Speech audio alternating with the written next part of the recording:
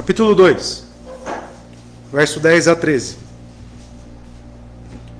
A palavra de Deus diz o seguinte: porque convinha que aquele, para que são todas as coisas, e por quem são todas as coisas, em trazer muitos filhos à glória, tornar o capitão da salvação deles perfeito através dos sofrimentos. Porque tanto o que santifica, como os que são santificados, são todos de um, por cuja causa ele não se envergonha de lhes chamar de irmãos. Verso 12, dizendo: anunciarei o teu nome aos meus irmãos, no meio da igreja cantar-te-ei louvores. Verso 13, e outra vez porei nele a minha confiança. E novamente, contemple a mim e aos filhos que Deus me deu. Até aqui. Vamos orar. Eterno Deus, aqui estamos diante da sua palavra, Senhor. Eu queria te pedir, Deus, que em nome de Jesus Cristo o Senhor nos dê a atenção necessária para a tua palavra, que o Senhor nos ajude, Pai de amor, a entender as Escrituras. Que o teu Santo Espírito venha, Deus, até nós. Venha, Senhor Deus, aqui nos ajudar, Pai, neste momento. Que neste momento, Senhor, possamos ter a compreensão e as nossas vidas serem trabalhadas pelo Senhor. Sua palavra já foi lida, será agora explicada, porém a aplicação é totalmente e exclusivamente do Santo Espírito de Deus. Que Ele, Deus, mude o nosso pensamento, que Ele nos confirme na fé, que Ele edifique, mediante a sua palavra, a sua igreja. A santificação está totalmente atrelada, ó Pai, à sua palavra. E é ela que pedimos na dispensação do Espírito Santo, Pai. Que este pregador tenha fidelidade, tenha, Deus, condições para lembrar e a sabedoria que vem do alto para explicar e explanar com clareza. É isso que eu te peço, Pai, neste momento, no nome santo de Jesus. Amém. Hebreus capítulo 2, verso 10 a 13, é a sessão que iremos trabalhar hoje. O título da mensagem aqui, amados, é Jesus e os seus irmãos. Nós vimos semana passada sobre o sacrifício de Cristo. O último verso lido, para recordar você, exposto aqui, foi o verso 9, onde o autor de Hebreus disse o seguinte: porém vemos Jesus, que foi feito um pouco menor do que os anjos, por causa do sofrimento da morte, coroado com glória e honra, para que pela graça de Deus pudesse provar a morte no lugar de cada homem. Então, amados, esse foi o último verso aplicado aqui na igreja na semana passada.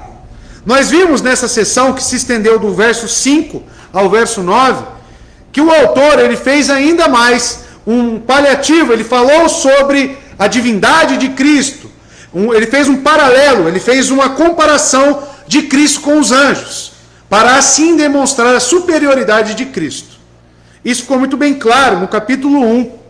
E no capítulo 2, com base nessa superioridade, ele exortou a todos os leitores a não negligenciar tamanha salvação, a mensagem contida na morte e vida de Cristo.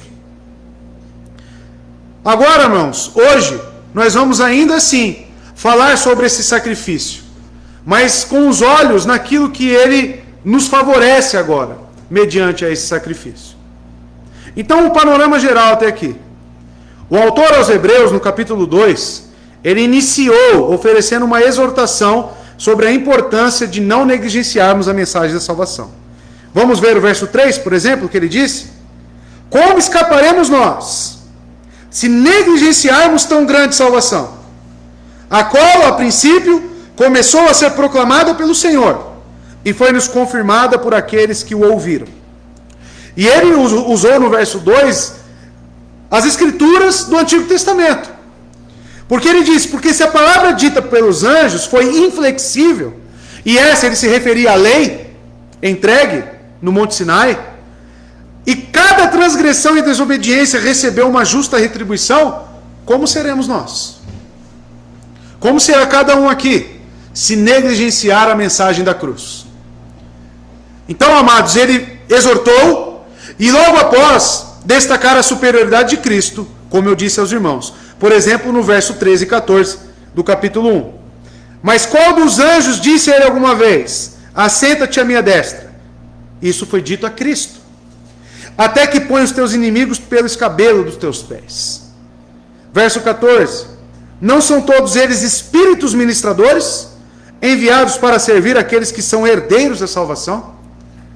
Então, amados, veja, o autor tem por intenção destacar a superioridade de Cristo e falar da importância da salvação, a mensagem da cruz. E feito isso, ele expôs a grandeza do homem. Sim, a grandeza do homem. Em um certo sentido, uma comparação com a humanidade de Cristo. Agora eu quero que você relembre aí do Salmo número 8, utilizado aqui pelo autor, onde o Salmo 8 fala sobre a criação. E não só fala da criação, mas como o homem que foi coroado com o governo de tudo aquilo. Ou seja, aos anjos não foi dado poder para governar nada. Os anjos são espíritos ministradores daqueles que herdam a salvação. Ou seja, nós, os eleitos. O homem, por ser feito imagem e semelhança de Deus, ele tem condições para governar aquilo tudo que é muito bom. Claro que a queda contaminou isso. Mas o homem não deixou de ser imagem e semelhança de Deus. Isso foi contaminado. Os nossos sentidos, as nossas faculdades foram contaminadas, mas ainda somos imagem e semelhança de Deus. Por quê? Por causa da criação, como nós fomos feitos. Então, com o Salmo 8, o autor de Hebreus, ele fez um comparativo com a humanidade, a criação homem, para com Cristo, que também se fez homem. E por que ele quer fazer isso? Porque se vocês fizerem uma leitura mais cuidadosa da continuação do texto onde estamos hoje, e em seguida, é justamente com base nesta humanidade de Cristo, é que ele vai esboçar, ele vai discorrer tão grande mediação Cristo faz por nós. Ou seja, a natureza humana de Cristo, ela é totalmente salientada pelo autor, para destacar a sua importância para nós. Coisas que as pessoas não entendem hoje em dia. As pessoas descartam. Pregando, irmãos, na outra igreja, as pessoas pensavam que a humanidade de Cristo ela se extinguiu quando ele ascendeu ao céu. Se isso ocorrer, irmãos, ele deixa de ser o mediador por nós, de se compadecer o sumo sacerdote, como diz aqui o autor de Hebreus.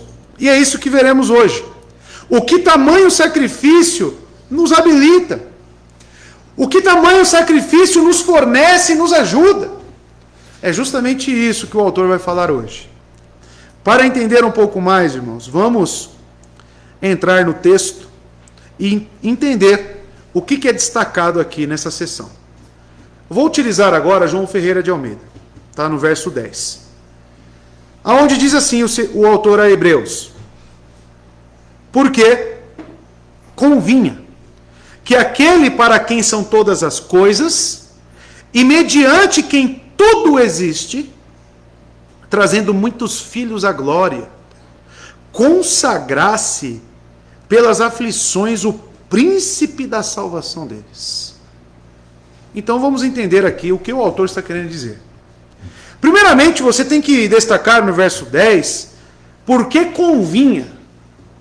E simplesmente nessas palavras, nós podemos extrair alguns ensinamentos. Por que convinha? O que significa isso? O propósito de utilizar essa conjunção, porque convinha, é fazer com que a humilhação de Cristo se torne um extremo glorioso para os fiéis.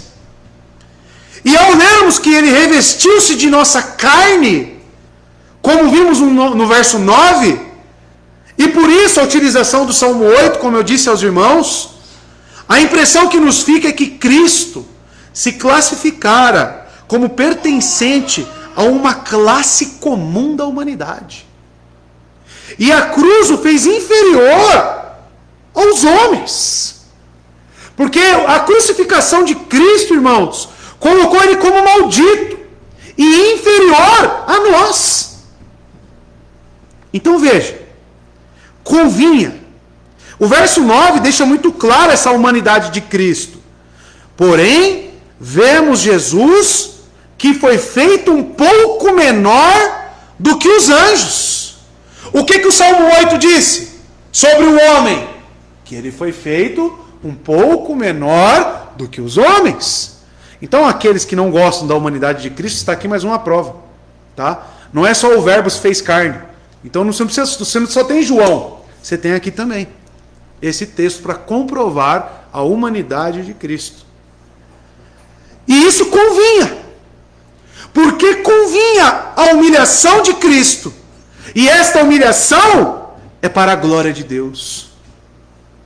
Cristo não deve ser menos estimado, amados, só porque ele de livre e espontânea vontade e por nossa causa ele se esvaziou.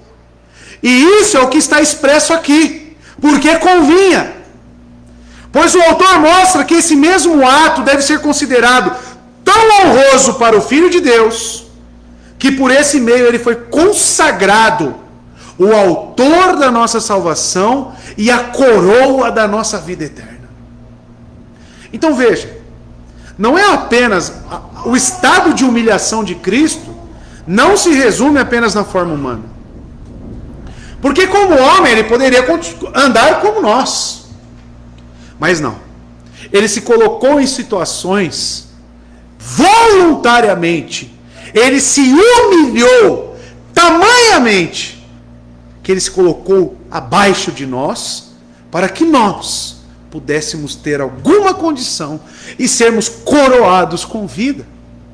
Amados, quando eu vejo textos como esse, eu começo a visualizar de perto os princípios do reino de Deus. Os princípios de Deus sempre serão inversos aos princípios dos homens. Quando que numa sociedade, na nossa vida, falar que um homem ele tem que se humilhar, ele tem que se sujeitar a tamanha humilhação para que ele seja exaltado? Ninguém vai entender isso. As pessoas, pelo contrário, as pessoas pensam, não, o homem ele tem que se colocar como tal. O homem não pode levar satisfação para casa, né? Ele não pode se sujeitar a qualquer coisa. Ele não pode ser humilhado. Muitos pais ensinam isso. Se posicione lá no seu trabalho, não deixa ninguém pisar em você, não. Você tem que ter prestígio, você tem que ser alguém na vida. Então isso está impresso. Aí quando você traz esse depósito, né? Essa bagagem para o cristianismo, como é que fica, irmãos? Como é que acontece? O que acontece quando eu tenho essa cosmovisão de mundo? Que eu preciso ser alguém importante, que eu preciso ter algum prestígio na sociedade, aí eu venho para o cristianismo. Aquele que quer ser o primeiro, sirva a todos. Aquele que quer viver, morra. Então você percebe, irmãos, que a mensagem do Evangelho, ela é anunciada pela própria forma como Cristo viveu. E nós devemos olhar para Cristo, não apenas como uma forma subjetiva, ele veio como homem, morreu na cruz e está tudo certo. Se sua visão é tão limitada a esse ponto, irmãos, você precisa reavaliar o seu entendimento quanto ao Evangelho. Não se resume a somente isso. Mas essa é a mensagem mais sublime que podemos encontrar. O peso de um Deus tomar forma de homem e se humilhar. Irmãos, a lei foi feita por Cristo. A lei esboça o caráter moral de Deus, assim como a de Cristo, porque eles têm a mesma substância, a mesma essência na Trindade. Aí você pensa, Deus é superior à lei. Deus não tem que se submeter a lei nenhuma. A lei fala sobre ele. Como fala sobre Cristo, como fala sobre o Espírito Santo. O que Cristo fez? Tomou a forma humana e se colocou debaixo da lei. Ele se colocou debaixo daquilo que é para nortear as nossas vidas. E a lei foi feita por quê? Porque se o homem permanecesse no estado de Adão, de inocência, não precisaria da lei. Porque não tinha pecado. Então a lei veio à tona devido ao pecado e à transgressão do homem. O que Cristo fez? Se colocou sobre o jugo da lei.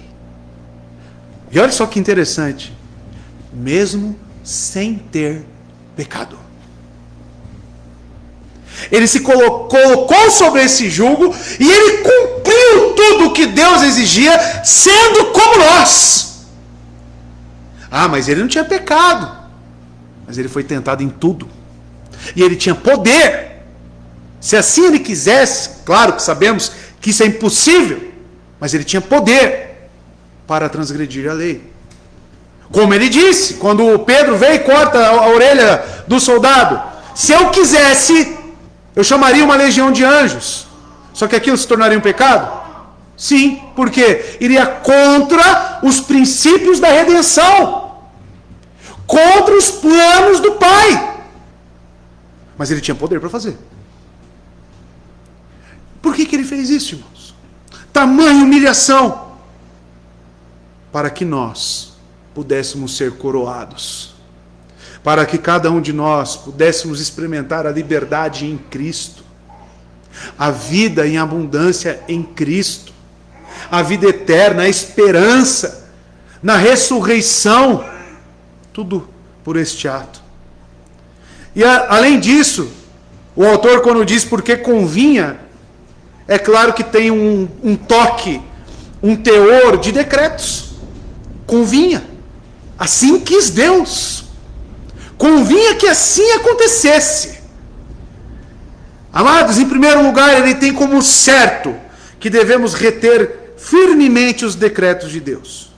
Porque assim como todas as coisas são sustentadas por seu poder, então elas devem servir à sua glória. Portanto, não há fundamento mais sólido do que procurar satisfazer as vontades de Deus, o beneplácito de Deus. E aí é o que se segue. Por isso que o autor continua. Porque convinha o quê? Que aquele para quem são todas as coisas. Quem é o sujeito aqui? Deus. Porque convinha. Aqui, irmãos, facilmente você direciona a sua mente para Cristo. Mas o plano da redenção, o plano de Jesus tomar a forma de servo, era um plano de Deus, aonde Cristo está cumprindo. Que aquele para quem são todas as coisas, ou seja, o sujeito aqui é Deus, para quem e por meio de quem todas as coisas existem. A honra, no entanto, é compartilhada com Jesus. E nisso destacamos o executor do pacto da redenção, onde tudo foi executado ou criado através de Jesus. Isto lhe confere a honra e a majestade pelo Pai. Veja só, irmãos, as mesmas palavras nos remete a um texto muito conhecido, Romanos 11, verso 33 ao 36, olha só. Ó profundidade da riqueza, da sabedoria e do conhecimento de Deus. Quão insondáveis são os seus juízos e inescrutáveis os seus caminhos. Quem conheceu a mente do Senhor? Ou quem foi o seu conselheiro? Quem primeiro lhe deu para que ele recompense?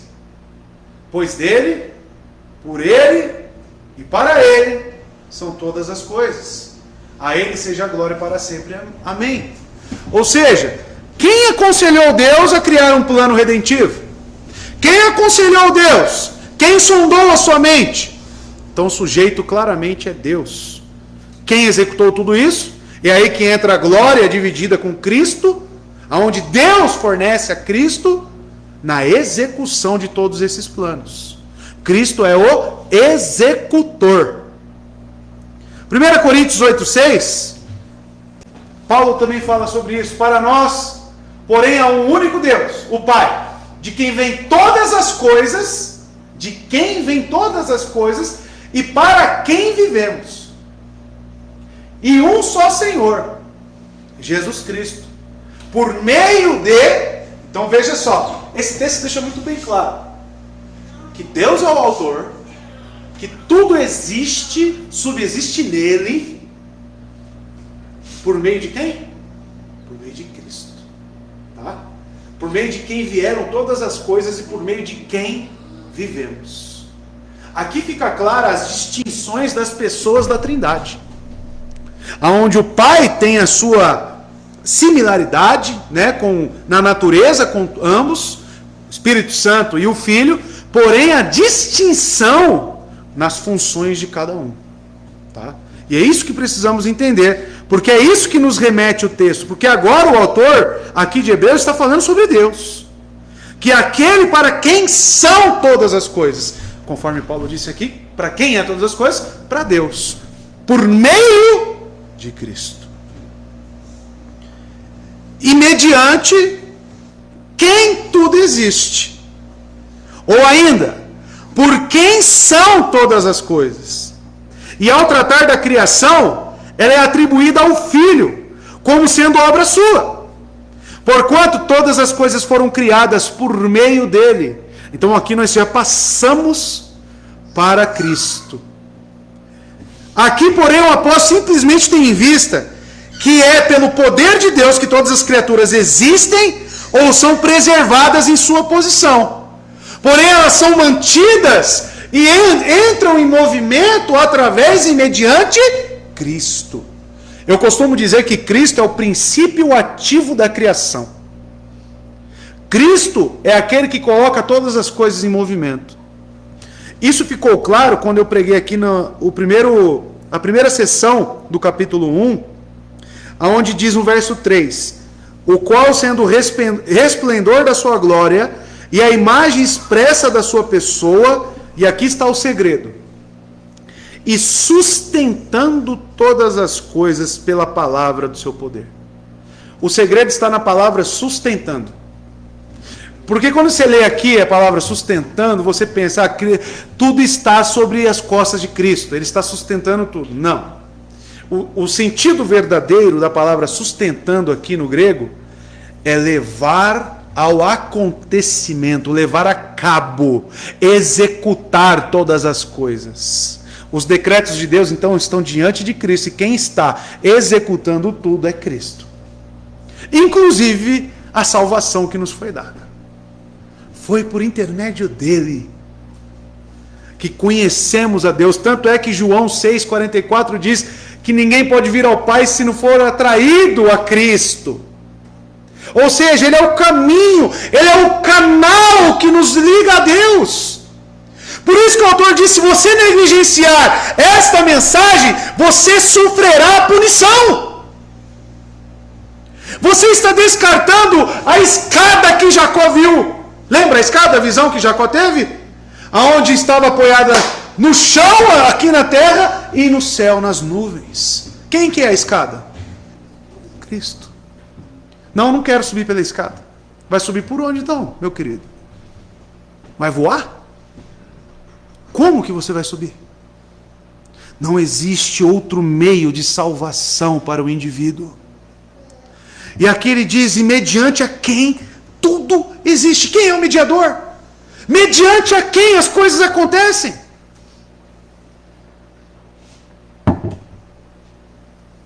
E mediante a quem tudo existe, trazendo muitos filhos à glória. A escada foi feita para dar acesso a alguém. A quem? Aos homens. Então, amados, o amor de Deus, ele é tão sublime. O amor de Deus, ele é tão especial. Porque não simplesmente ele criou o homem e o largou ao seu bel prazer. Não. Ele o criou, as coisas, conforme os seus decretos, a sua vontade, foram sendo deturpadas pelo pecado. Ele poderia muito bem que eles se acabem. Não. Ele oferece uma solução para a humanidade. O sujeito, amados, então é Deus, o mediador é Cristo. E por que precisamos do mediador? Porque o texto fala, para trazer muitos filhos à glória. Ainda tendo o verso 9 em mente, que você não pode perder ele de mente, onde ele falou sobre a morte de Cristo. Vamos lá, porque verso 9, porém vemos Jesus que foi feito um pouco menor do que os anjos por causa do sofrimento da morte, Olha só. Coroado com glória e honra, para que pela graça de Deus pudesse provar a morte no lugar de cada homem.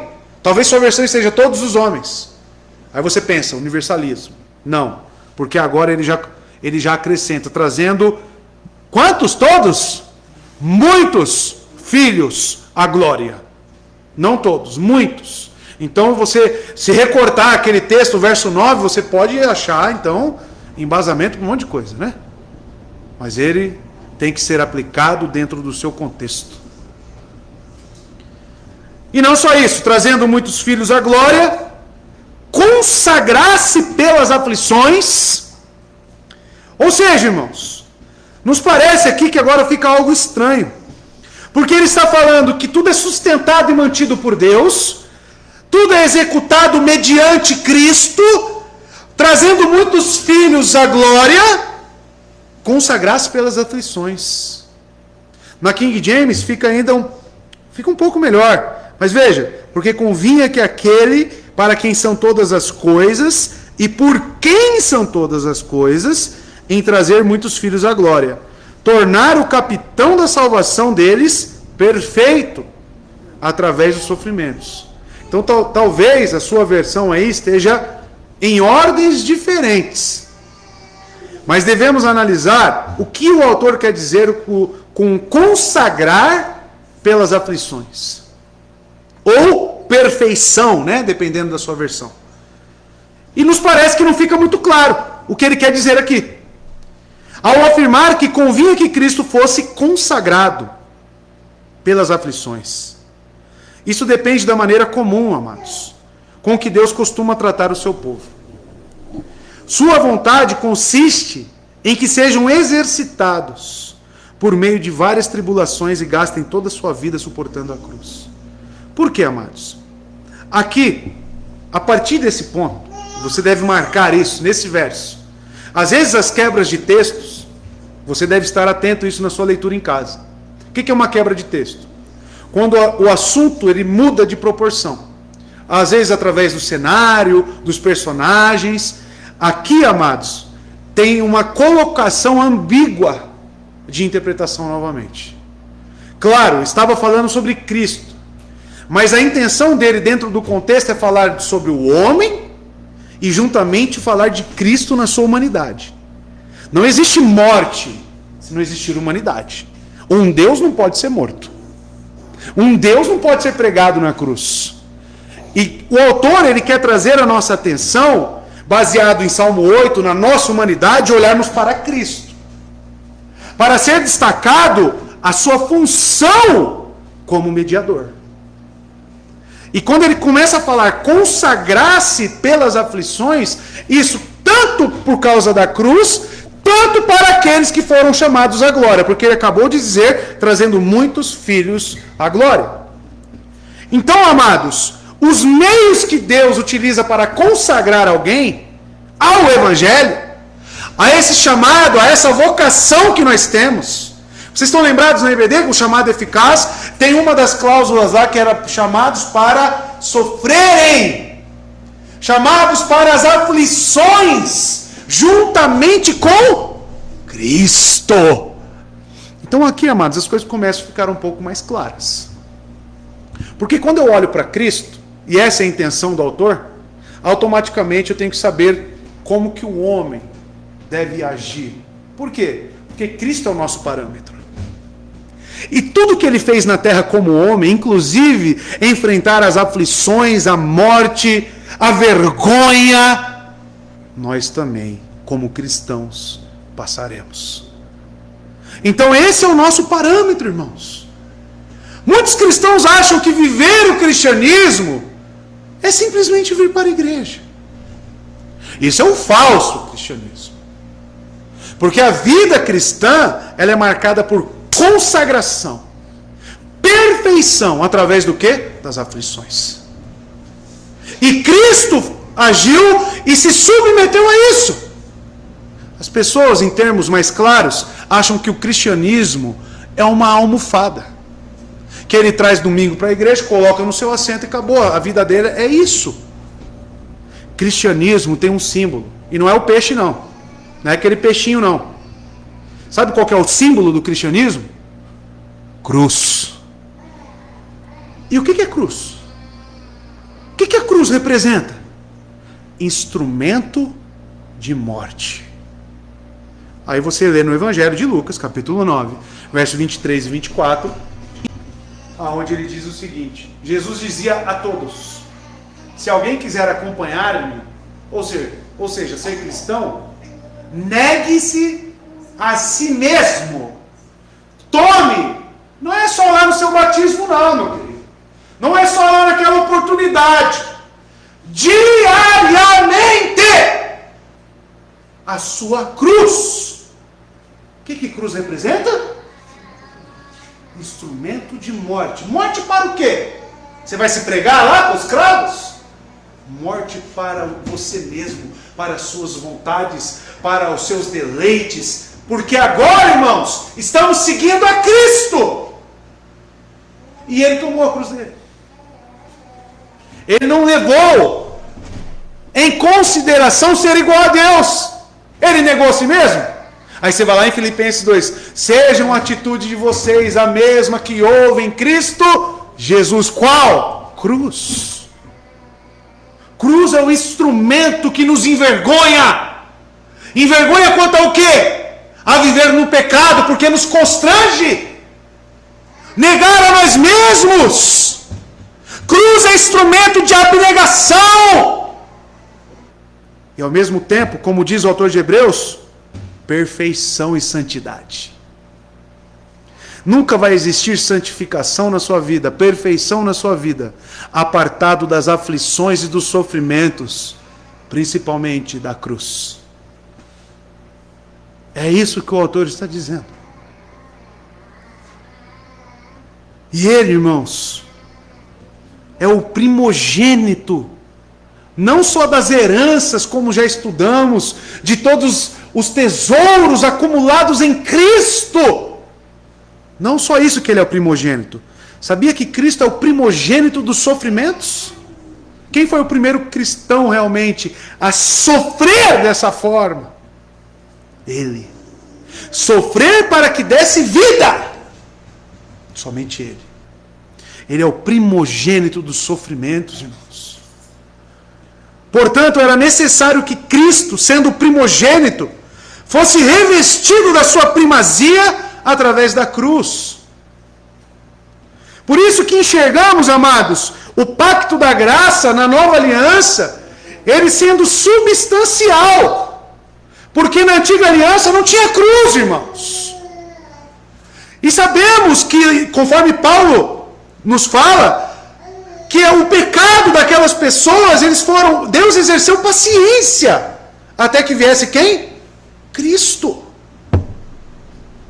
E Cristo, em um ato único, através do seu sofrimento e morte, reconciliou tanto os da antiga aliança como os da nova aliança com o Pai. A escada foi feita para ambas as alianças. Mas ela foi executada, ela foi cumprida substancialmente, a forma de servo, estado de humilhação, no Novo Testamento, na nova aliança. Eis uma consolação excepcional para nós, que mitiga a amargura da cruz. Quando o fiel ouve que por meio de suas misérias e tribulações são santificados para a glória juntamente com Cristo. E assim percebem que existe certa razão porque devem amorosamente beijar a cruz. Tem gente, irmãos, que quando o assunto é abnegação, quando o assunto é morrer para si mesmo, ser humilhado, se sujeitar para que o outro tome o seu lugar, quando os assuntos sobre a cruz é colocado em pauta, muitas pessoas dentro da igreja querem fugir da cruz. O autor de Hebreus está nos incentivando, está nos motivando a olhar para a cruz e beijá-la, porque isso é o instrumento da nossa santificação e consagração. Cruz é sinônimo para os eleitos de aperfeiçoamento. Isso já deveria te ensinar, meu querido. Deveria te ensinar que você deve morrer para suas vontades. Deveria te ensinar que quando é colocado alguma situação onde você, nossa, mas isso vai ser muito penoso para mim. Então saiba que ao recusar, não existe perfeição e não existe consagração, nem muito menos santificação. Almofada e cobertor nunca vai santificar ninguém. É isso que você tem que entender. Enquanto você não abrir mão de si mesmo, isso em todos os sentidos, irmãos, material, emocional, tudo. Ai, mas eu vou ter que ir para lá, mas eu vou sofrer tanto com isso. É pela cruz? É algo que glorifica o nome de Deus? Então faça. Então faça. Ah, mas vai ser muito cansativo. Ah, é o que Deus, é o que Cristo faria? A sua vocação é para isso? Então faça. Amados, eu não entendo qual é a concepção das pessoas hoje em dia sobre cristianismo. Ah, quero ser cristão. Quero, você quer? Você ama Cristo? Sim, eu quero salvação. Mas e aí? Como é que funciona? Sabe o carro que você compra, você vai lá, compra um carro, vem um manual, né? Aí fala, ó, com tantos quilômetros você tem que fazer a primeira revisão. Depois você tem que fazer, né? Tem as implicações, não é só ter um carro novo, que é muito bom, né? Pôr a chave, bater lá, sai andando, né? Mas tem que trocar óleo, tem que trocar pneu, tem que fazer manutenção. E o cristianismo? Todo mundo quer salvação. Ninguém quer ir para o inferno. Mas quais são as implicações do cristianismo? Segundo o autor nos fala aqui, consagração pelas aflições. Consagração pelos sofrimentos. Separação. Olha só. O que ele está dizendo para nós é que um salvo, assim como Cristo, que ele é o nosso parâmetro, correto? Um salvo, ele é consagrado, ele é santificado pelo sofrimento. As pessoas acham que é muito simples, né? Cristianismo, né? Aí romantiza, né? Aí acha que vai vir uma força sobrenatural e vai o tornar santo. A justificação, sim, é um ato único, isolado e unicamente de Cristo. Mas não para ali, irmão. Não para ali. E se você ler Hebreus 11, você vai ver, foram cerrados ao meio, andaram como errantes. Por quê? Porque a pátria deles não era aqui. E aqui era um meio de Cristo, inclusive, porque todas as coisas são suportadas por Ele, porque Ele é o herdeiro, são levados a cabo por Ele. Ou seja, Ele pega os seus filhos e aperfeiçoa como? Aqui nesse mundo, na miséria, no sofrimento, com a cruz. Ou por que Ele recomendaria isso? Por que Ele exorta seus discípulos? Negue a si mesmo, tome diariamente. Será que você entende isso?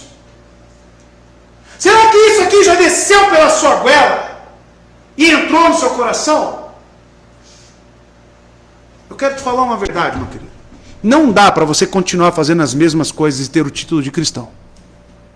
É impossível. Não dá para você ter essa vida ambígua. Não dá para você ter essa vida dupla. Não dá. Ou você toma a sua cruz e entende o que é o cristianismo. Que não é essa romantização que falam por aí afora. Não é esse Walt Disney cor-de-rosa.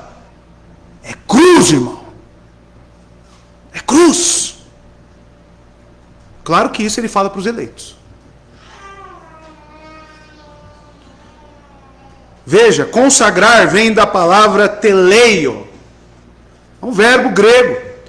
Deste verbo vem outras derivações, por exemplo, tetelestai, está consumado.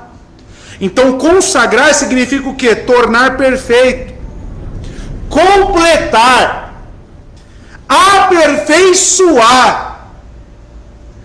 Aquele que iniciou a boa obra, justificação, é fiel e justo para completar. Ou seja, teleio. E o autor de Hebreus diz como que ele completa essa obra? aflições e sofrimentos. Irmão, não é do jeito que você planejou, não. Eu sinto em te informar. Não é desse jeito que você criou na sua cabeça. Sabe o que faltou para você? Senhor, eu entendo a mensagem da salvação. E agora? Quais são os próximos passos? Eu acho que faltou isso. Tem muitas pessoas que ficaram lá no batistério. Pararam lá. E esse é a bandeira. Sou crente, desde quando? Eu me batizei em 1800, não sei quando. Aí fica lá, ficou lá. Morreu lá. Quando você inicia no cristianismo, meu querido, como eu digo, né, para minha esposa, tem muita música para tocar, o baile só começou.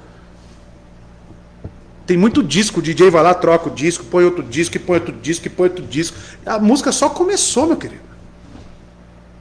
Só começou. E tem gente já sucumbindo. Tornar perfeito, completar, aperfeiçoar. Isso que ele quis dizer com consagrar. Ou tornar perfeito, conforme depende da sua versão. O contexto imprime o real significado. No verso 11, qual que vai ser o tema? Ele vai começar a falar do quê? Santificação. É o contexto, é justamente isso. Note-se que há uma certa ordenação solene e legítima pela qual os filhos de Deus são iniciados, para que alcancem sua própria reputação e sejam assim separados do resto do mundo. Separados do resto do mundo. Então, se menciona imediatamente a santificação. E diga-se de passagem, o mesmo autor aos Hebreus, diz que sem santificação ninguém verá ao Senhor. E você correndo da cruz.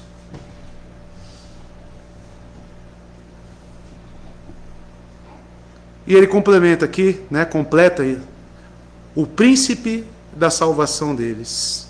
Então veja, porque convinha que aquele para quem são todas as coisas, Deus, né, Criador, e mediante a quem tudo existe, aí muda o sujeito, Cristo, mediador, trazendo muitos filhos à glória.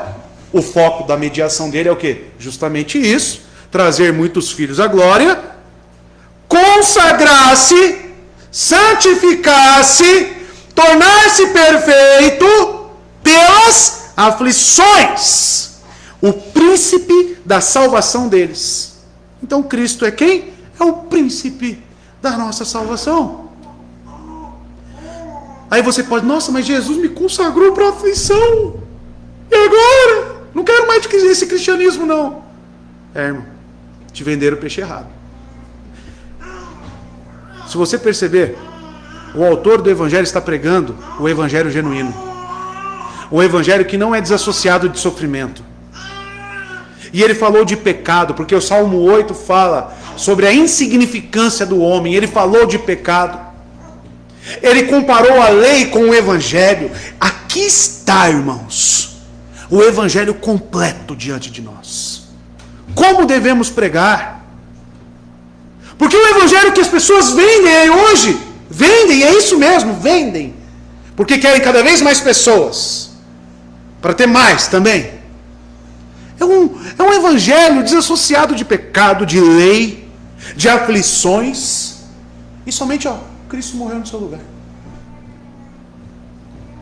Mentira! Mentira, isso é anátema. Isso não é evangelho. Jesus é apresentado neste mesmo livro aos Hebreus, nesta carta, como o autor da salvação deles, ou dos filhos.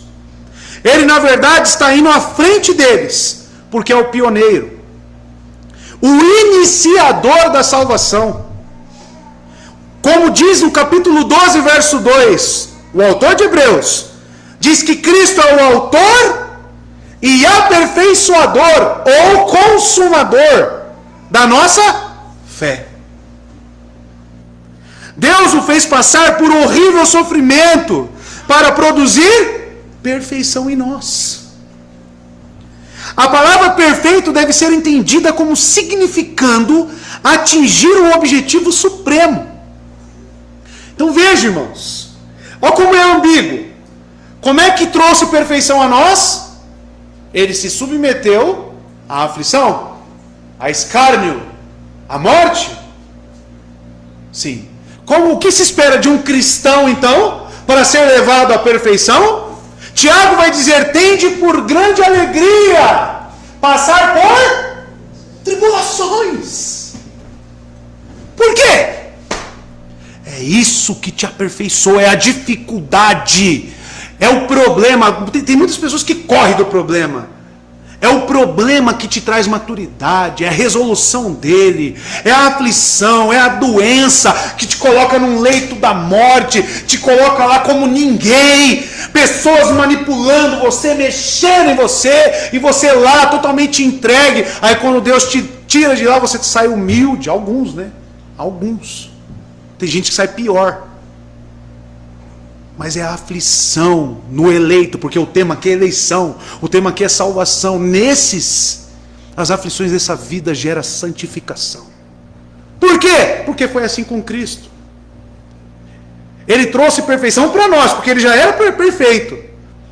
Ele trouxe justificação, que essa é a perfeição em Cristo. Através do que? Aflição e morte. Aflição e morte. Lembra lá no Getsemane? Suando sangue, a aflição de Cristo. O quão duro era para ele receber os pecados e sentir essa separação momentânea do Pai.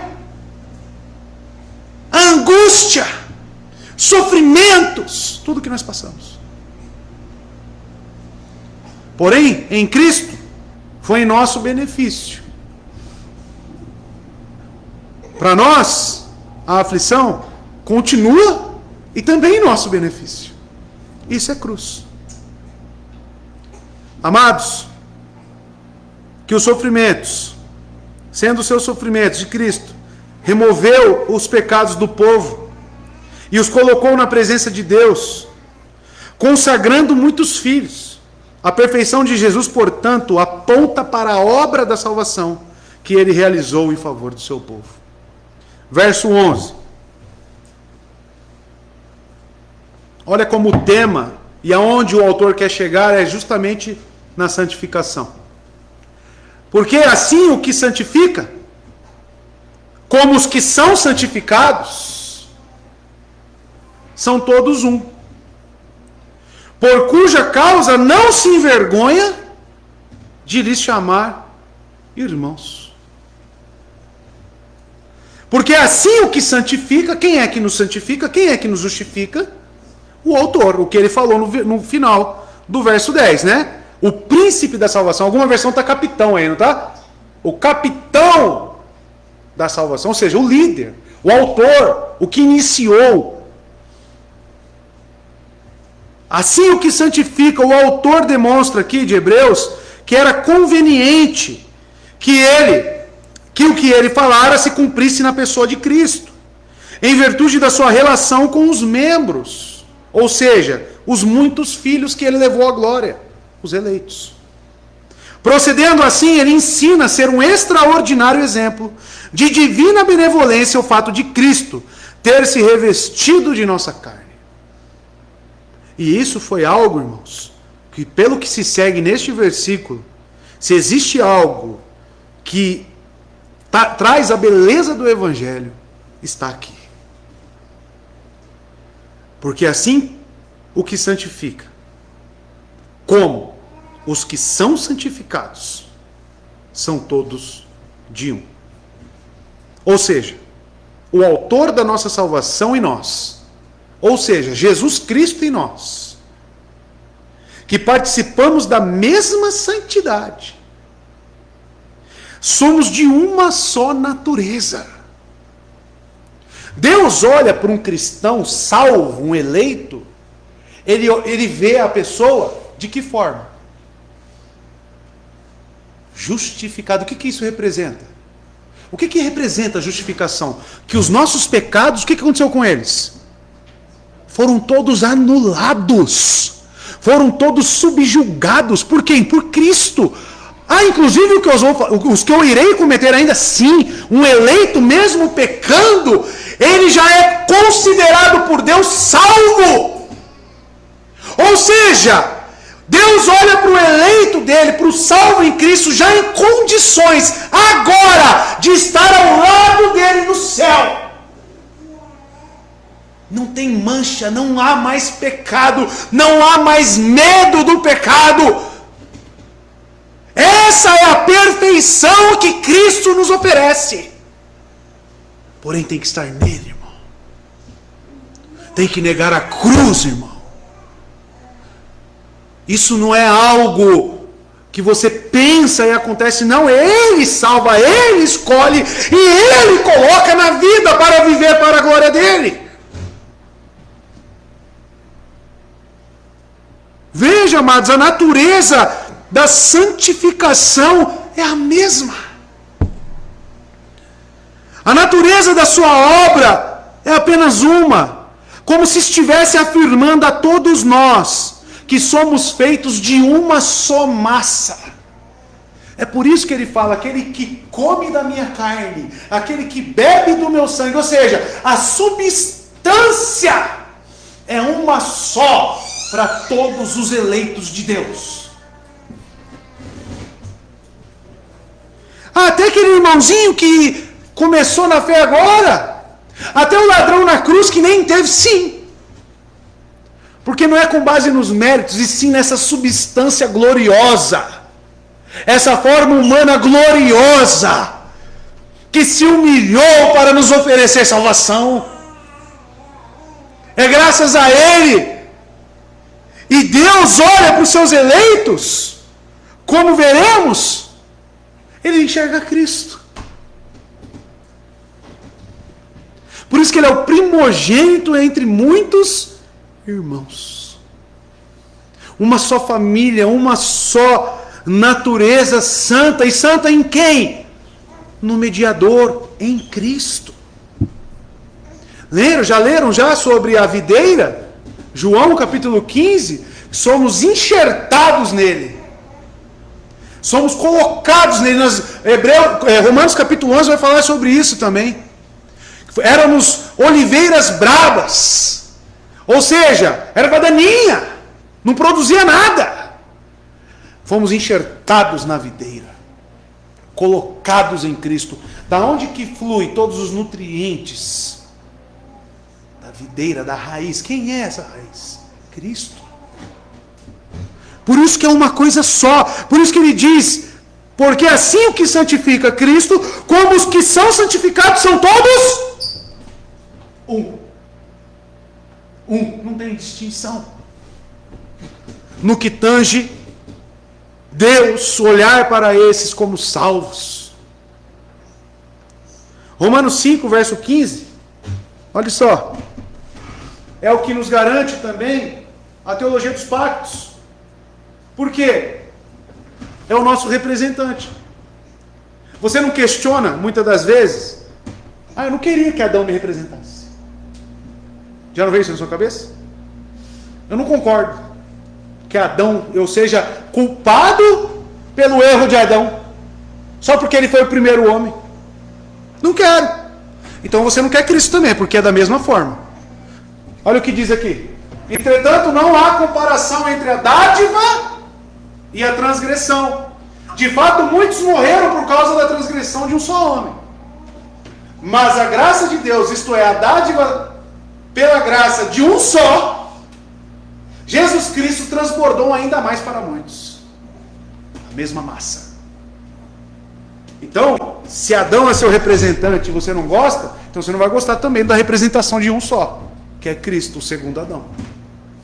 Isso que é a teologia dos pactos. Santificação representa o que então, irmãos? Obediência e gratidão. Jesus é aquele que torna os homens santos, correto? É o que santifica. E continua a fazê-lo até o final dos tempos. É Ele que tira o pecado do mundo. João capítulo 1, verso 29. João Batista olhou para Jesus e falou: eis o Cordeiro de Deus que tira o pecado do mundo. Suficiente. Suficiente. para todos os pecadores arrependidos, para todos aqueles que foram conduzidos a Ele, os que morreram, os que virão ainda, todos. E serve constantemente como um sumo sacerdote em favor do seu povo.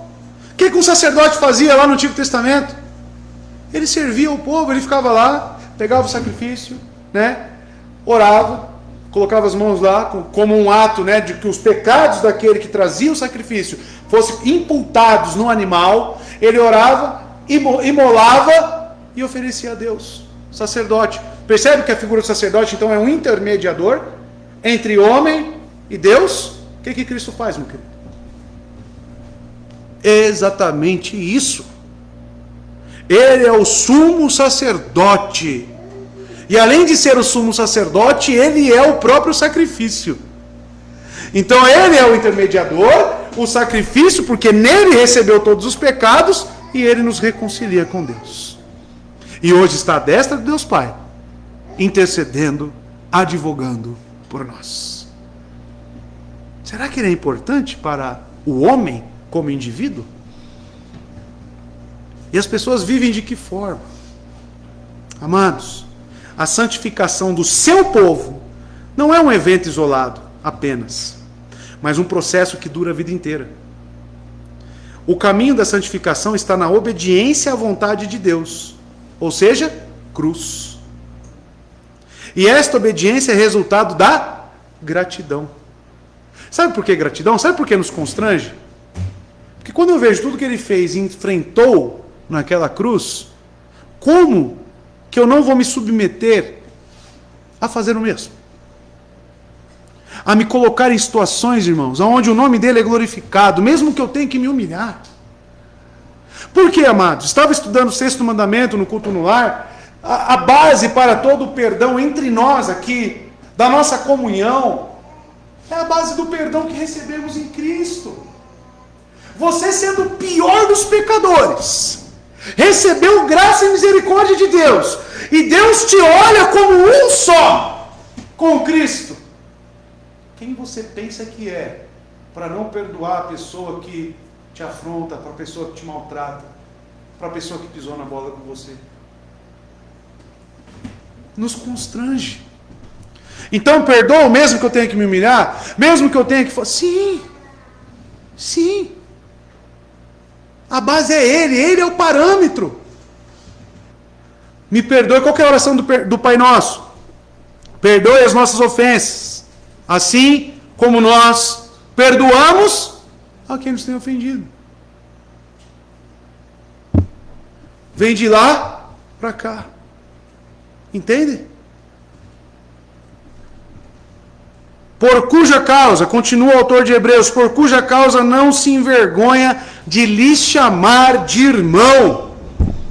Irmãos, adelfos. O laço da humanidade que liga aquele que santifica aqueles que são feitos santos é definido posteriormente pela palavra irmãos. Nesta família, o relacionamento espiritual ultrapassa o aspecto humano. Jesus morreu por seu próprio povo.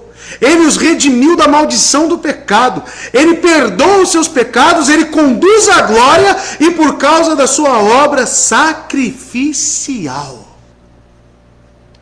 A natureza humana de Cristo é a similaridade entre os pecadores salvos. Ele tomou a nossa forma.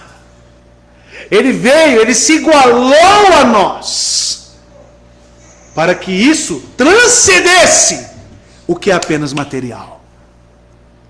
E por causa disso, do Verbo divino, santo, onipotente, onisciente, onipresente, tomar a natureza humana, esvaziamento, humilhação, para que ele, no nosso nível, através da sua natureza adquirida, nos chamasse de irmão. E de um somos feitos muitos. Isso é o significado da ceia. Um só pão, porém somos Muitos. Jesus morreu por seu próprio povo. Ele nos redimiu, nos perdoou e nos conduziu à glória. O título de irmãos, veja o que ele disse, isso é sublime. Esse verso, irmãos, é sublime. Por cuja causa ele não se envergonha. Vocês deram atenção para essa palavra? Ele não se envergonha. Mas eu me envergonho de me chamar de irmão. Eu me envergonho. Porque nós somos tão egoístas. Nós somos tão mesquinhos. Nós destratamos tudo o que ele faz por nós. Como que nós tratamos a igreja dele? O que que nós fazemos por ele? E mesmo assim, não se envergonha de lhe chamar irmãos.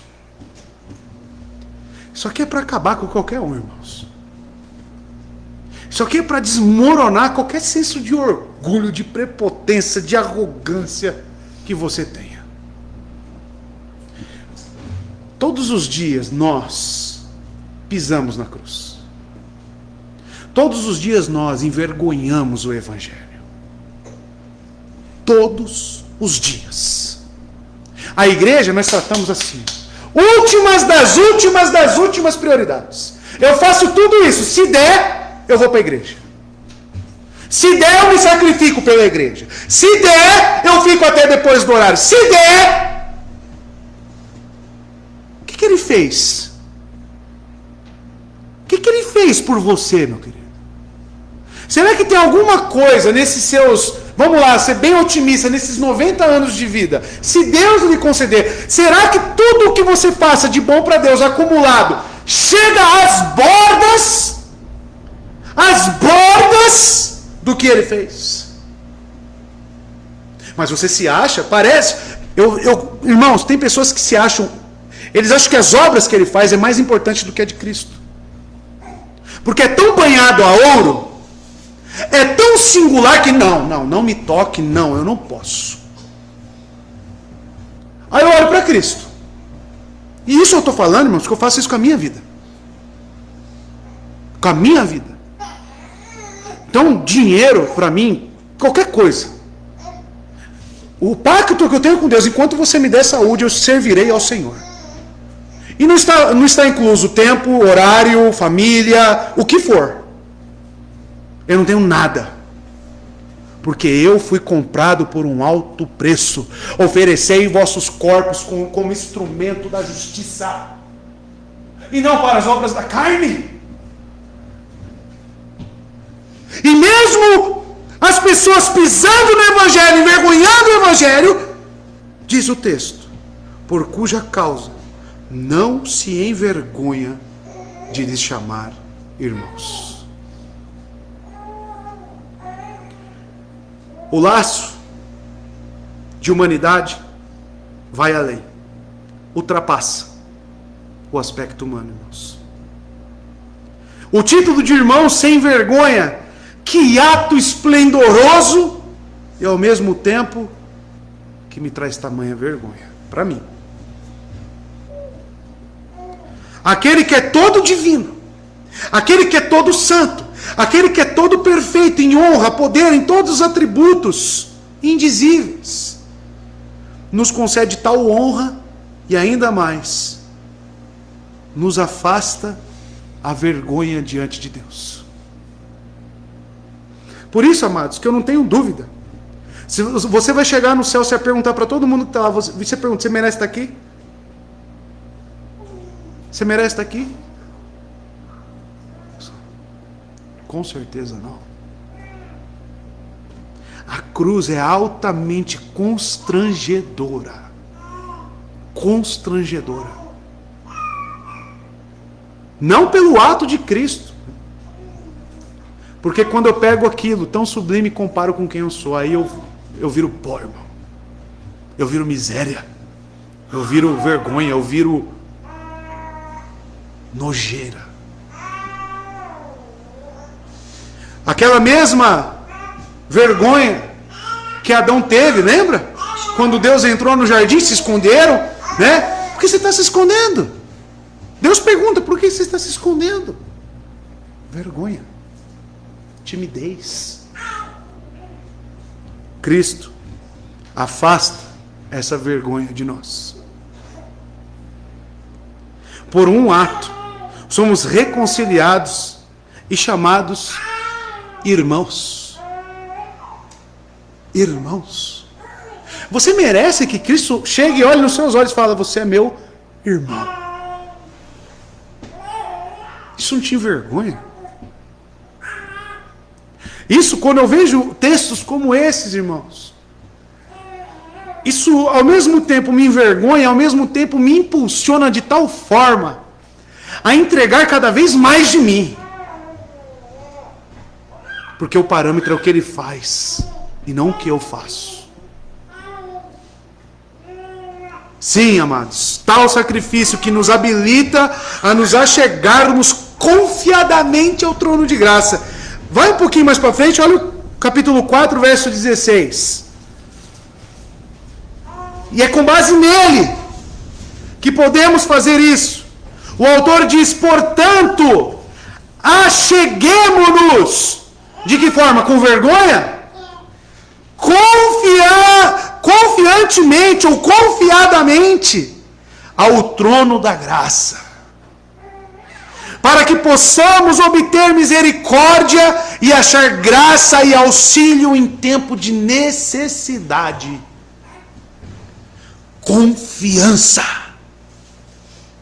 Não com base no que eu faço, mas no que ele faz. Aquilo pelo que ele me informa, afasta toda a vergonha, afasta todo o pecado, porque veio tudo nele, irmão.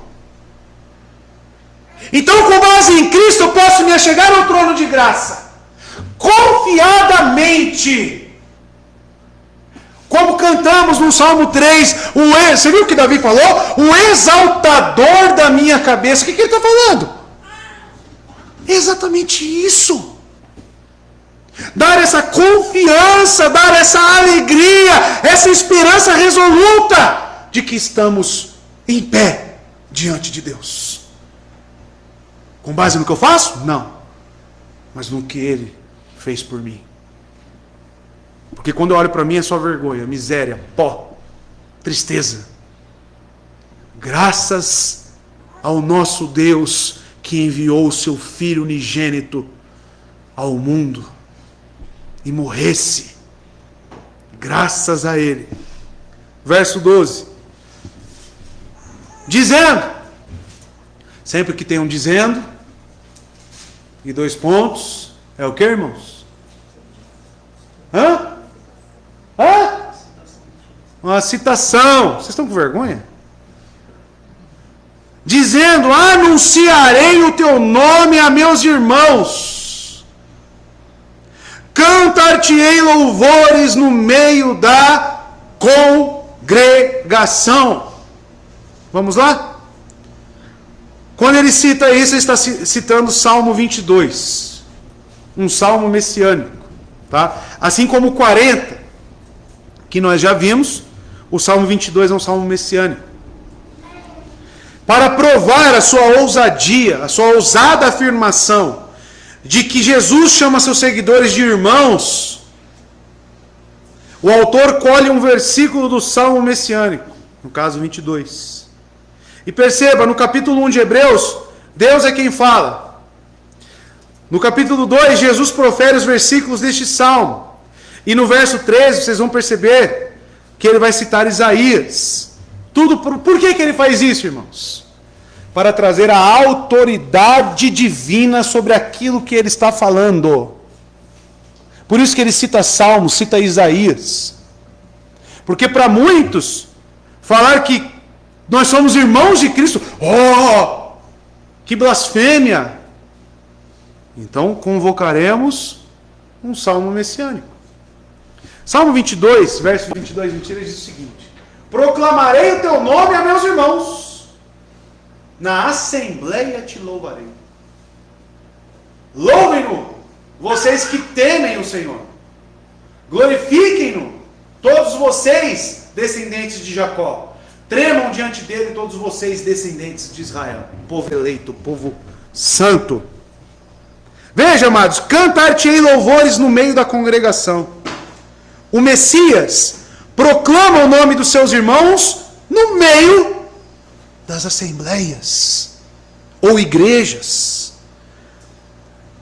Ao chamar a atenção para o lugar no qual ele dará testemunho, o Messias limita o título irmãos àqueles que compõem espiritualmente o quê? Igreja. Igreja. Tá? O corpo dos crentes. O salmista exorta aqueles que temem ao Senhor a louvá-lo. Então veja, irmãos, isso é o que nós chamamos de uma profissão de fé pública, assim como o batismo. Mas perceba que quando ele convoca o Salmo 22, que é um salmo messiânico, tá? Onde o próprio Cristo convoca aqueles que são seus irmãos a louvarem. Na onde? Na igreja. Ele está nos convocando a fazer profissão de fé pública. Momento do louvor. Por que os hinos têm que ser cristocêntricos? Porque é uma profissão de fé. Por que não pode conter nada no teor antropocêntrico, na primeira pessoa? Porque não é para louvar a nós, é para louvar a Ele. E por isso que os louvores aqui são muito importantes. E é importante que você, como um crente verdadeiro, cante ao seu Senhor. Cantar-te-ei louvores no meio da congregação. Volta no lá. Louvem-no. Louvem-no, vocês que temem o Senhor. Louvem-no. Louvar vem de uma palavra que significa oferecer elogios. Falar, fazer menções elogiosas. E como é que eu faço menções elogiosas? Quando eu falo da sua obra. Quando eu falo de quão sublime é o seu ato, a sua pessoa e a sua divindade. Os nossos louvores têm que ser isso. Louvor é cantar doutrinas, é cantar cristologia, é cantar as obras de Deus, é cantar sobre a Trindade, é isso que é louvor. E não é, você tem valor, que você tem valor do quê, ô miserável? Você tem valor do quê? Você tem valor de nada. O único valor que existe é em Cristo. E é isso que nos habilita a estar sem vergonha diante de Deus. Que se dependesse das nossas obras de justiça, de qualquer coisa nossa. Isso mostra ainda mais claramente que a proclamação dos louvores de Deus está contida no ensino evangélico. Vou repetir. Isso nos mostra ainda mais claramente que a proclamação dos louvores de Deus está contida no ensino evangélico. Pois assim que Deus se nos fez conhecido, ou seja, se revelou a nós, nos salvou através de Cristo, seus louvores infinitos ressoaram em nossos corações e ouvidos. Louvar ao Senhor numa congregação, logo é o quê? É sinônimo de salvação. Existe um salvo apartado da igreja? Impossível. Impossível. Atos capítulo 2, os que foram sendo salvos eram acrescentados. Aonde? Na casa deles? Na igreja. O próprio salmo messiânico, cantar-te-ei louvores no meio quê? Da minha casa? Do meu serviço? Na rua? Nas congregações aonde estiverem outros salvos reunidos. Amados, faltar ao culto, não estar na igreja é pecado contra Cristo. Porque isso é uma ordenança dele. Ah, mas eu sou crente e venho de vez em quando. Você está negligenciando um meio de graça adquirido na cruz pelo Salvador. Você não consegue cantar louvores na congregação.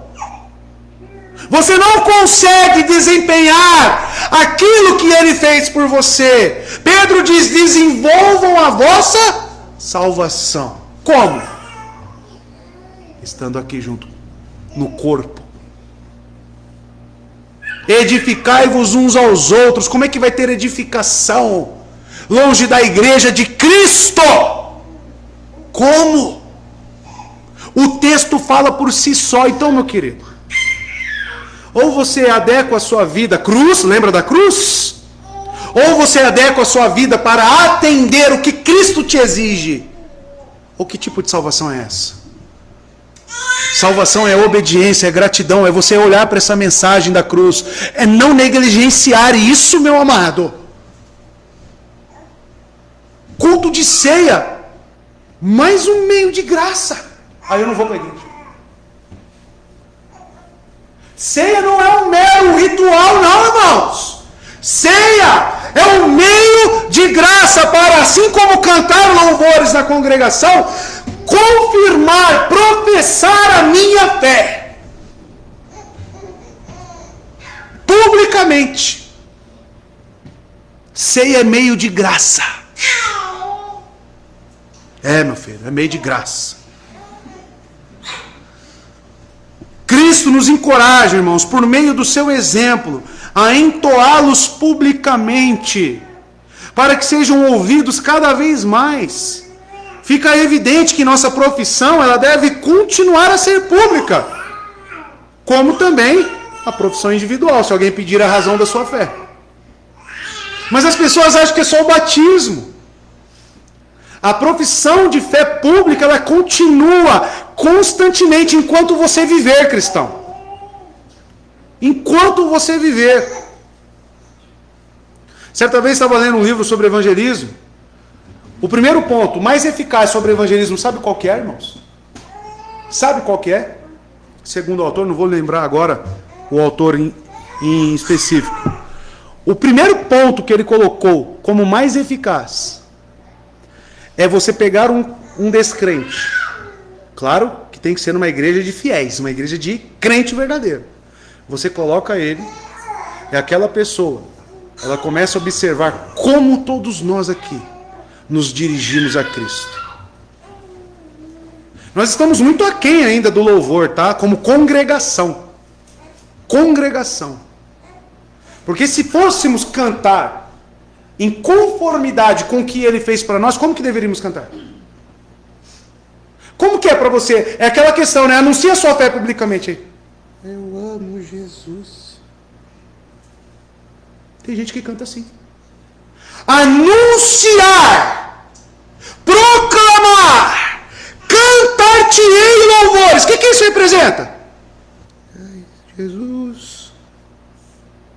É isso? É isso?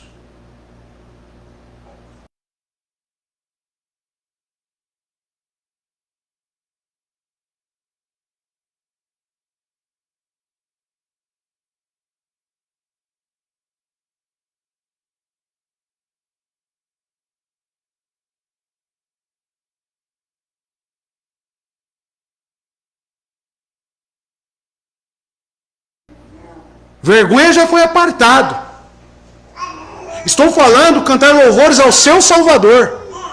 E como que você canta? Isso é um ato que está em conjunto com a salvação em Cristo. O momento de você cantar é para explodir no seu coração a gratidão que você tem por Cristo. É o momento de explodir, anunciar, fazer a profissão da sua fé. Ele é meu Salvador! Ele é o único! Ele é o autor da minha fé! Ele é o autor e consumador.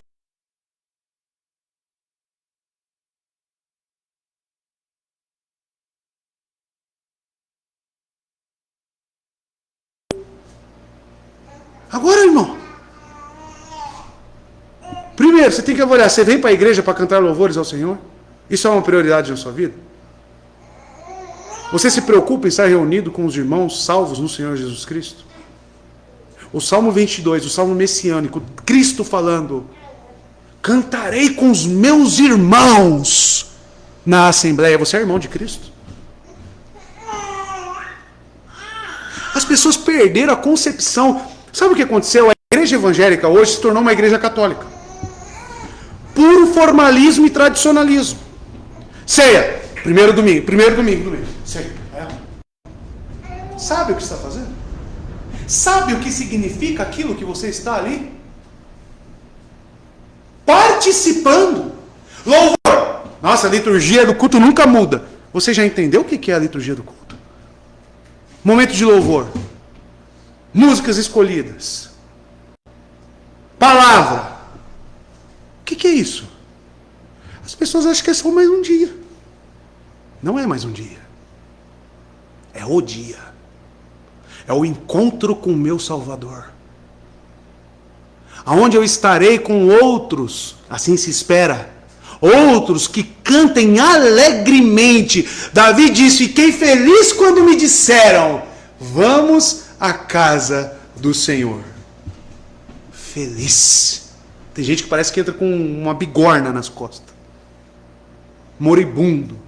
Como é que era o nome daquele gatinho lá? Nem lembro, é um desenho muito antigo. Ó vida, ó azar. Ó não sei o que, o Catatal, não era o Catatal? Acho que era esse, um gatinho, um desenho.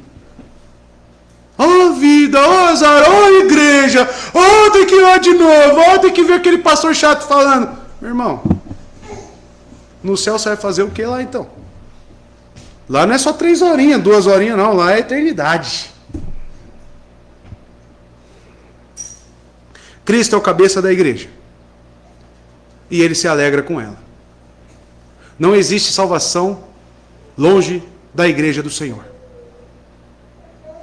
E eu não estou falando que aqui, não, só. Eu estou falando de uma igreja de Deus. Aonde ele te acrescentar. É impossível. Eu não acredito em salvação de gente que não vai para a igreja. Não acredito. Não acredito. Até na China... A igreja onde é perseguida, as pessoas são mortas. Sabe onde eles se reúnem nas cavernas. Mas estão se reunindo. E você tem desculpa. Lá na África tem um missionário Benício, que é amigo da Natana e do Felipe. E do pessoal do Tabuão. As pessoas andam 60 quilômetros. 60 para ir para a igreja. E você mora do lado e não vem.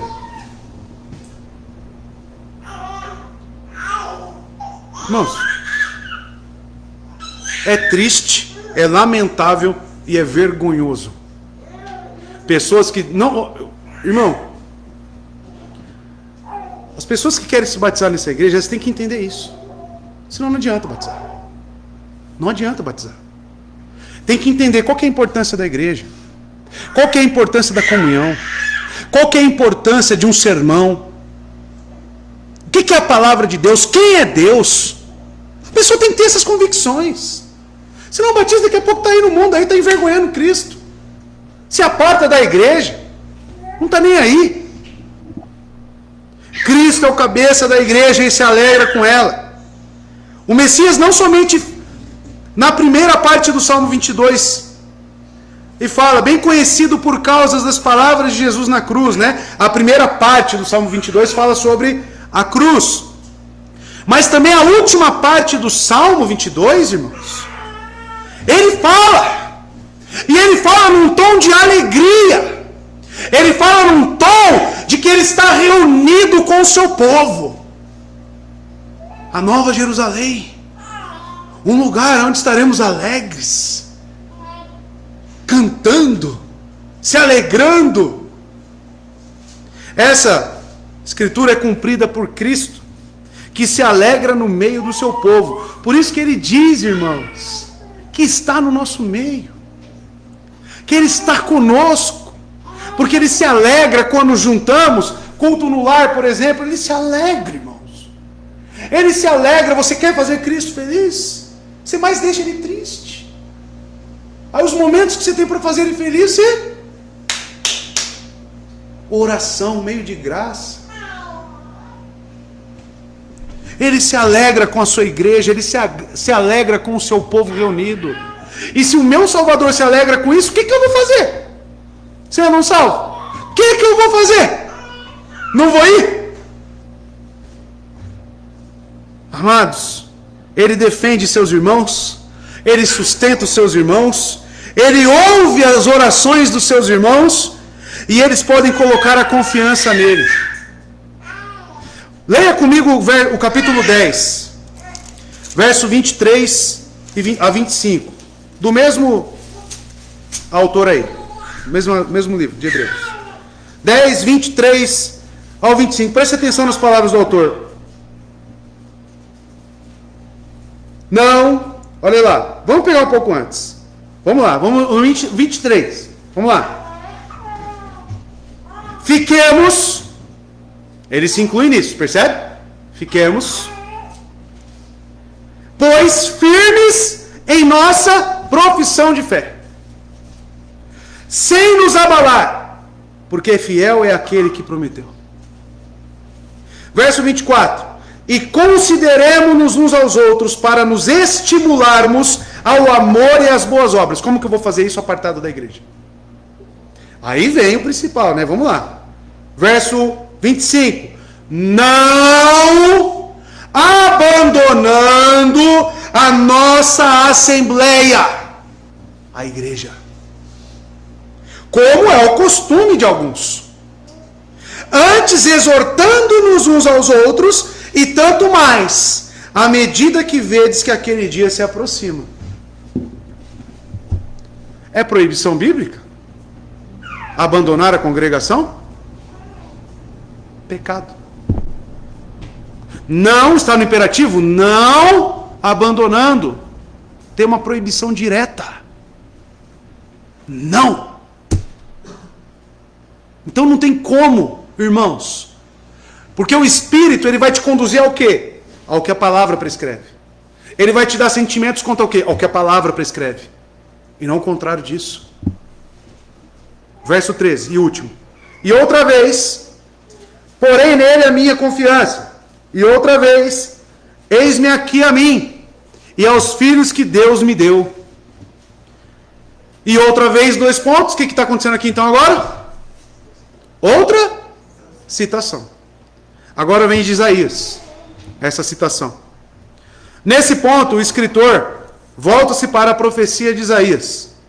E Isaías testifica que ele esperará no Senhor, que está escondendo sua face da casa de Jacó. E os filhos que Deus deu a ele. São sinais e símbolos em Israel, tipologia, da parte do Senhor do Todo-Poderoso, que habita no monte de Sião. Vamos ler a profecia? Isaías 8, versos 17 e 18. Esperarei pelo Senhor, que está escondendo o seu rosto da descendência de Jacó. Nele porei a minha esperança.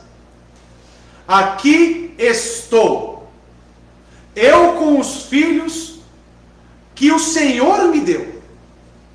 Em Israel somos sinais e símbolos da parte do Senhor dos exércitos, que habita no monte Sião. Vamos entender isso. Primeiro, o contexto dessa passagem citada. Os capítulos, se vocês consultarem os capítulos 7, os capítulo 8 e o capítulo 9 de Isaías, são sobre quem que ele fala?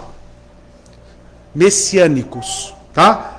Por exemplo, Isaías, nesses 3 capítulos, fala sobre o Messias. Por exemplo, o nome Emanuel ocorre em Isaías 7, verso 14, e capítulo 8, verso 8, e também no verso 10 do capítulo 8. E o nascimento de um filho é mencionado em Isaías 7, do 14 ao 17, e no 8, do capítulo 1 ao 4. Nascimento. Palavra Emanuel. Além disso, a sentença, eu colocarei a minha confiança nele, foi incorporada ao salmo e ao cântico espiritual. Então, eu colocarei a minha confiança nele, é algo que devemos cantar. Você encontra isso sendo incluído no Salmo 18, verso 2. Eu colocarei minha confiança nele. Pode pôr aí, Vitor? Salmo 18, verso 2? Não está aí, mas põe para a gente, por favor. E constituiu parte da herança do povo de Deus. Então, quando cantamos isso, e colocarei a minha confiança nele, nós estamos cantando com base na herança que nós temos em Cristo. Tá? Olha aí. O Senhor é a minha rocha, a minha fortaleza e o meu libertador. O meu Deus é o meu rochedo, a quem me refugio. Ele é o meu escudo e o poder que me salva, a minha torre alta. Dependendo da versão, vai estar: no Senhor eu coloquei a minha confiança.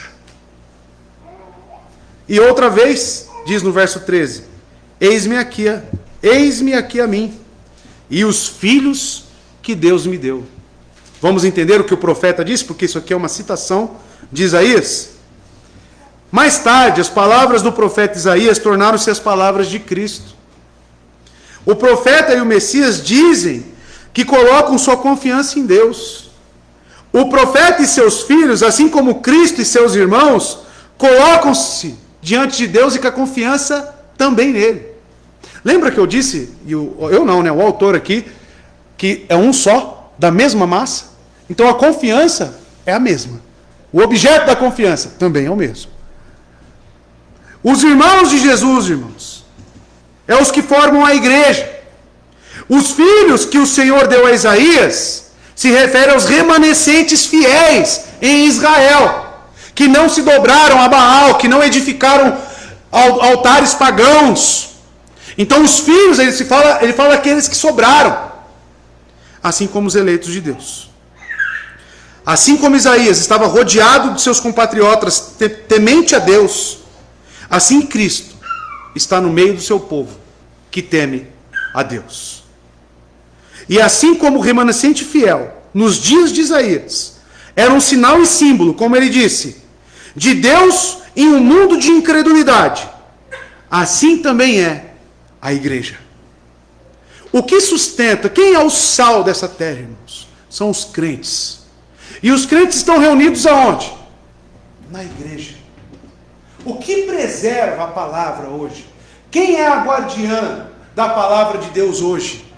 Quem que Cristo falou em Mateus 18, o que vocês ligarem no céu, o que vocês ligarem na terra, será ligado no céu. O que vocês desligarem na terra, será desligado no céu. Ele está falando o quê? A autoridade da igreja de Deus. A igreja é a representação dos remanescentes de Israel. Por isso que eram os símbolos que Isaías disse. Amados, hoje nós somos e atuamos como luzeiro em um mundo de trevas e em pecado. Ou seja, irmãos, nós precisamos cada vez mais estar unidos e resplandecer essa luz de Cristo. Porque, irmãos, no capítulo 1 ele disse: sendo resplendor de sua glória e a imagem expressa da sua pessoa. E nós somos cristãos. Nos dizemos cristãos e precisamos andar de maneira digna da nossa vocação. É isso que nós precisamos fazer.